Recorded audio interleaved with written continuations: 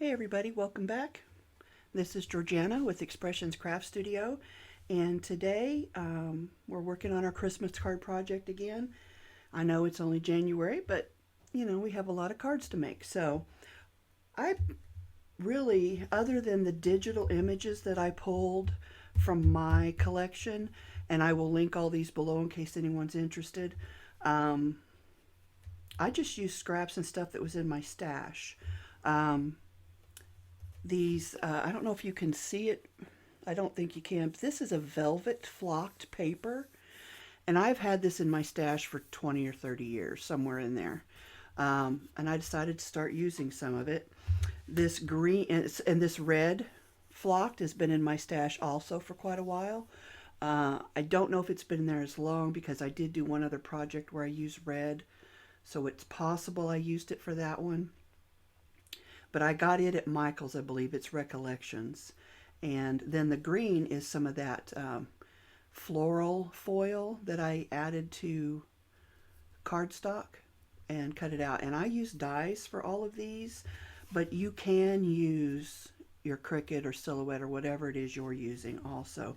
I just like the extra shapes that I got with the dies. So that's just some of what we did yesterday. I went ahead and started putting them together because I ended up with, 12 cards? And so I went ahead and put a few of them together, but we have some more to do. And again, these were just digital images, as was the background of this one and this one.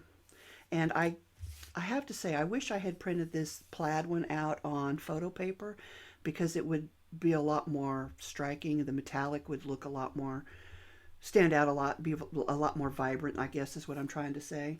But I didn't, so there you go. Anyway, so those are the ones I've already put together. Of course, I still need to stamp my sentiment on the inside, but I will do that after the video. And I just used different shapes of dies. Now, I picked mostly deckled edge dies, and I have a variety to choose from. I will say that they didn't all cut through this flocked paper very well, and what I finally realized was I turned the paper over and cut it from the back, and it did cut a lot better than it did from the front. This flocking apparently just made it difficult for the dies to get all the way through.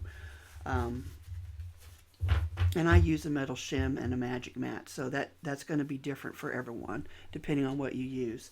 But you will obviously either need some dies or a cutting machine. You will need some specialty papers, or or not. It just really depends on what you want to do. But I'm going to start gluing the rest of these together, and what I'll probably do is just fast forward through that. But one thing I did want to let you know is this flocked paper, which, by the way, let's see, I had to grab a piece. I don't even know where I got this. It's hot off the presses paper. I'm willing to bet this is also 25-ish years old. This one's black suede. But the thing about it is it does pick up a lot of lint, as you can really see on the camera there. What I've done is I've just used this toothbrush. I started to say old toothbrush. It's only old because it's been in my scrapbook or scrap room, or pardon me, rewind, craft room, since I got it. I just took it right out of the package and brought it in here for various things like this.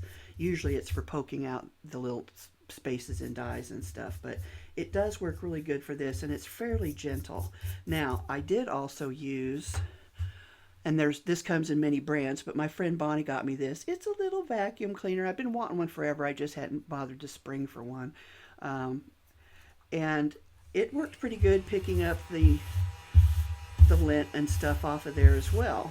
So I feel like I have a little bit more control with the toothbrush, but that just really brushes it onto my work surface where I'm going to have to clean it up anyway. So just another little tip is a toothbrush never been in anybody's mouth. Important to say.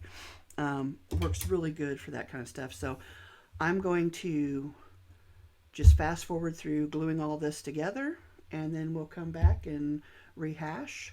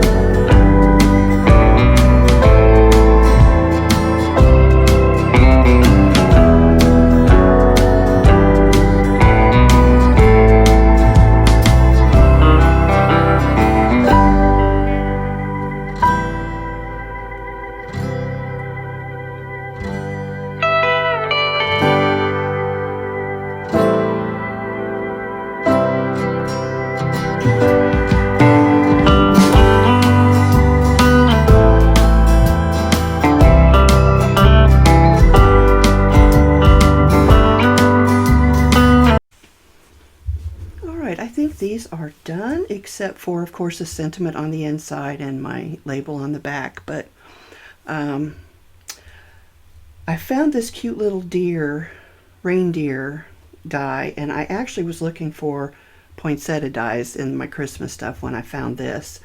And I hadn't tried it before, so I really wanted to try it. I ended up trying it on the flocked velveteen paper. And it's beautiful, but it's a little fussy to cut. And it's even more fussy to glue down because it's very flimsy. It's not a cardstock, it's a paper. And so because of the fine details in it, it was a little more difficult to glue down. So I did end up switching to cardstock, and it made it a lot easier. I will also say that I added sequins on almost all of them because I have got a huge amount of sequins, some from close to my heart, some from Amazon, just different places. They're a little fiddly too. I did use the glue dots to help with that, and I just balled it up so it would fit under the sequin and flip the sequin over so the cupped side is down. And that seemed to work pretty well. I don't think I have to worry about those coming off. I've glued them on in the past and they did come off.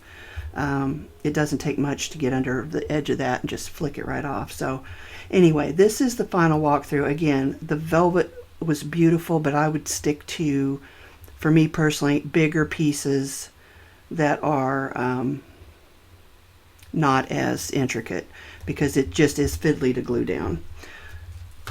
And so this one's with the cardstock, and it was much easier. And then I just grabbed some of my previously cut greenery, fauna, whatever you want to call it. I know that's not green, it's all different colors, out of my stash, and used that. And this one I added a little Winkostella. I think you can see that just barely, just to help lift it off a little bit, because it was almost the same color as this flocked green velvet. Again, sequins, some stuff from my greenery, from my stash. And then this one is actually a pearl paper deer, and I really like it. I did have to run it through the machine a couple of times because I think there's a plastic coating on this. I think I've said that before, but I just run it through a couple of times with the shim, and it does cut, but you do want to be careful pulling out the negative space because it tends to get caught up in those little curlicues on the end of the antlers. But I really do like the pearl die, or the pearl paper. I think I set this one to go this way. And I really, no matter what I did, I got, one of the reasons I like decal dies, whether they're circles, squares, rectangles, is because if you don't get your design perfectly lined up on your card front, you usually can't notice. But what I'm noticing is I still didn't get stuff straight enough for my liking, particularly in this case.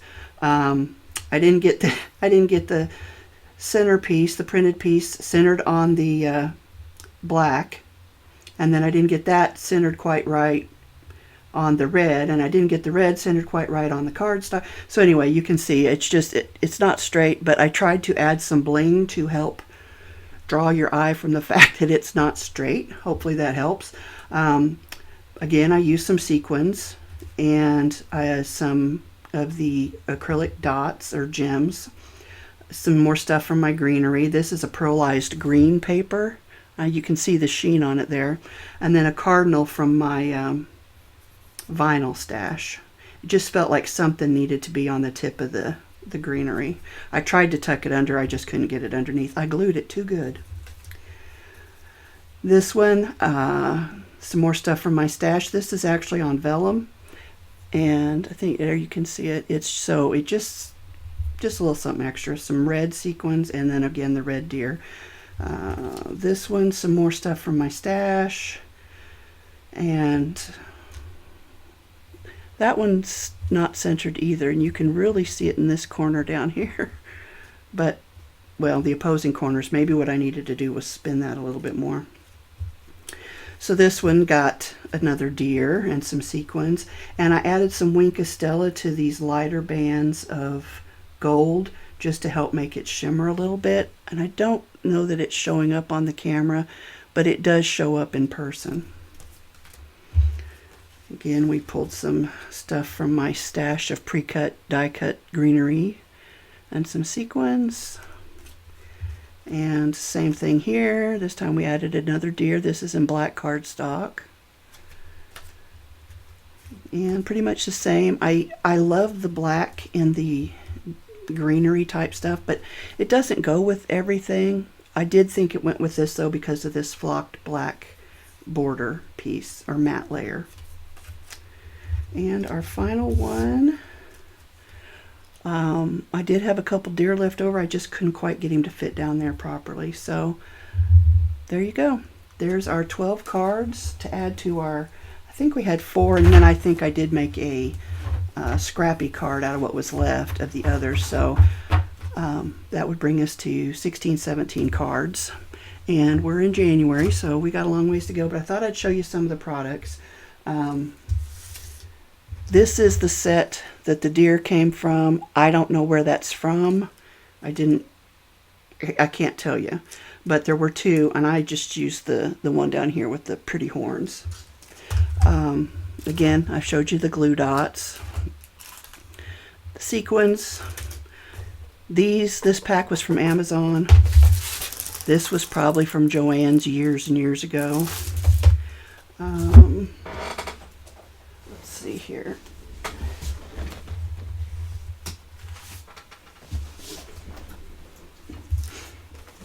And then my myriad collection of stencils, of the decal edge stencils. So I used every one of these. Some worked better than others. Some of my stuff's from close to my heart. Some's from Stampin' Up. Some is from other places. So the Wink of Stella, oops, dropped that. The Wink of Stella I got from Stampin' Up, or no, Close to My Heart, several years ago. I did end up using my tape runner to glue down some of the flocked stuff, to glue stuff to the flocked stuff, because the glue wasn't really holding it. So I did end up using my tape runner, of course my reversible tweezers, and my take your pick tool. Well, this is not my take your pick tool. This is the jewel picker. The take my pick tool, I think, is a Stampin' Up product. So, and obviously the glue. I did use my Barely Arts glue. So that's all that I think I used. Well, I say that and then I look around. I have these scissors from 25, 30 years ago, and I did use these to trim up some of the deckled edge matte layers that didn't cut very well, because I cut them before I realized I needed to cut them from the back instead of the front, because the back is paper cardstock, but the front with the flocking just didn't want to go all the way through. So I did use those to trim up a little bit. My homemade pick tool with the needle in it. So thanks for joining me.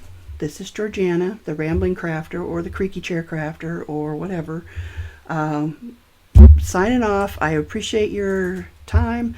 Thank you very much. And until next time, happy crafting.